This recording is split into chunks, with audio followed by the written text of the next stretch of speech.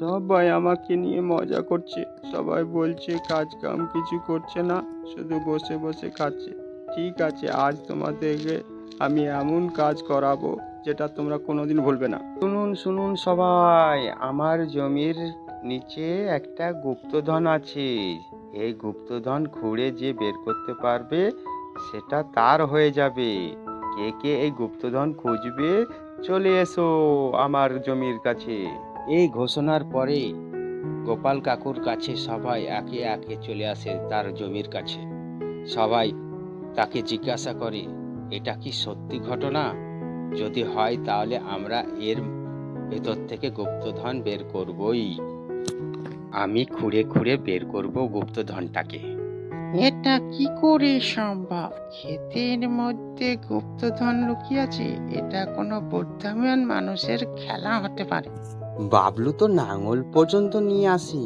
শুরু হয় খোঁড়াখুড়ি। সবাই মিলে দিনরাত জমিতে কাজ করে। মাটি নরম হয়, আগাছা পরিষ্কার হয়। হারু কাকা গোবিন্দ কাকার দিকে এগিয়ে তাকে জিজ্ঞাসা করে, গোবিন্দ ভাই, গুপ্তধন কোথায়? আপনি গুপ্তধন দেখতে পাচ্ছেন না মাস্টার মশাই? এই যে সবাই এসে মাটি খুঁড়ে দিল, মাটি নরম হলো, আগাছা দূর হলো, এটাই তো গুপ্তধন। সবাই এক মুহূর্তের জন্য চুপ। তারপর সবাই হেসে উঠলো। কাকু কাকু, আপনি তো খুবই বুদ্ধিমান মানুষ। সবাইকে গুপ্তধন আছে বলে আপনি আপনার জমির চাষ করে নিলেন। পরিশ্রমই আসল গুপ্তধন। পরিশ্রম যদি করা হয় তার ফল একদিন না একদিন আসবেই। মাটির নিচে কোনো গুপ্তধন ছিল না, কিন্তু সবাইকে একটা লোভ ধরিয়ে দিল যে মাটির নিচে গুপ্তধন। আর সবাই কাজ করলো। ওই কাজ করাটাই হচ্ছে আসল গুপ্তধন। বুঝলে বন্ধুরা?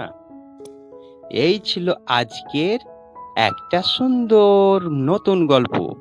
পরের গল্প শোনার জন্য তোমরা প্রস্তুত থাকো, কারণ এরপর আবার একটা নতুন গল্প নিয়ে আসছি, যেটা তোমাদের খুবই ভালো লাগবে।